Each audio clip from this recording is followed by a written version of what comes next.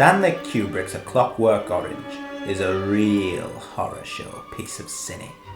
One which was as a nightmare to the people of the 70s, but to our current age is the type of story you can vidi every way you look.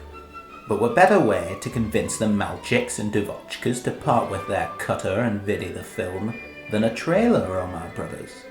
One which utilises Soviet montage to confuse and mesmerise the viewer. One which was created using extremely rapid and subliminal images to give an impact and a subtle idea of what the film is about, despite showing very little. Examining how this is achieved is the purpose of this video essay.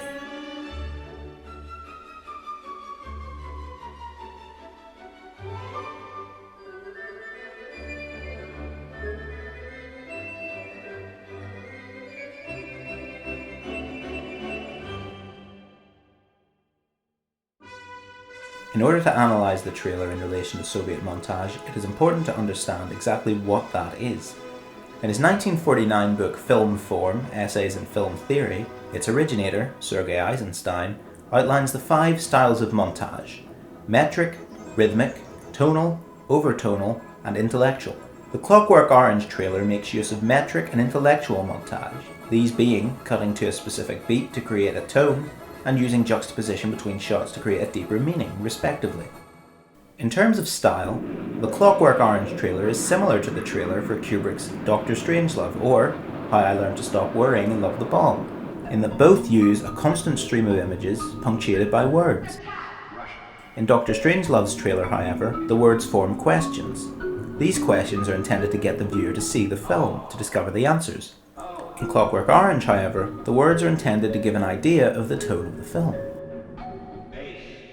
For example, before we ever see a single live-action image, we are bombarded with the sounds of the William Tell Overture, and words like funny, satiric, exciting, along with images of the film's logo.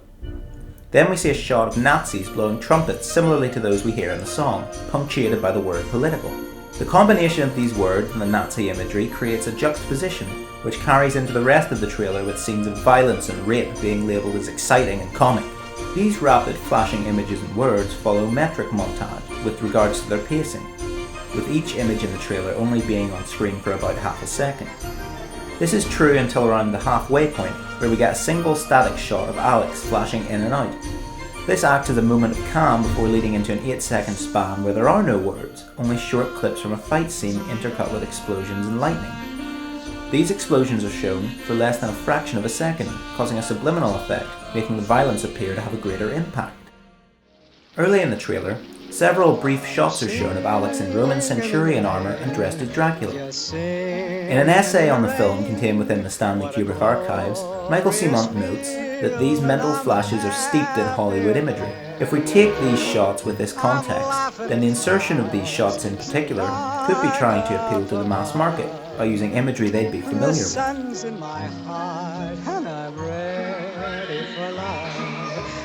This paired with the fact that the word frightening appears directly before the image of Alex as Dracula intends to give the audience a primal reaction of fear. Come on with the rain, I've a smile on my face.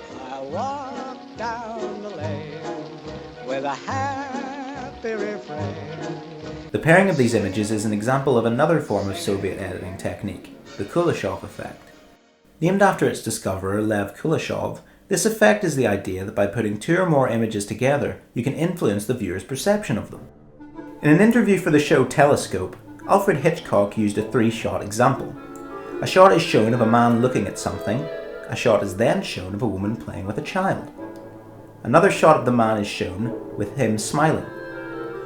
The viewer will get the impression that he's a kindly man. He's sympathetic.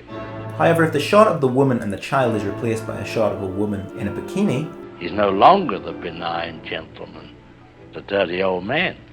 In the Clockwork Orange trailer, there are several other uses of this effect, such as seeing the word bizarre, followed by a smash zoom of an abstract painting and the aforementioned political Nazi imagery. To conclude, the real question at the heart of this trailer is, why did Kubrick decide to edit it like this? The answer is simple. The story of A Clockwork Orange surrounds Alex being reconditioned through the use of the subliminal Ludovico technique to behave to society's standards. In a similar way, This trailer subliminally gives the viewer an idea of the film's themes and reconditions them to watch the full film. This idea is cemented by the second half of the trailer, which begins with shots from the Ludovico scene of the film and continues with shots of its after effects, such as Alex feeling sick in front of a naked woman and being assaulted by the homeless, to contrast the rampant violence in the first half. The final shot from the film is of Alex in a hospital bed smiling and giving a thumbs up, this being a cap of the positive words being used to describe the film and by extension the violence within. Portraying the violence through the medium of metric montage for the pacing and intellectual montage with regards to the content of the edit allows for a deeper message on society to be given subliminally, while also convincing the viewer to see the full film, which is of course the ultimate purpose of any trailer.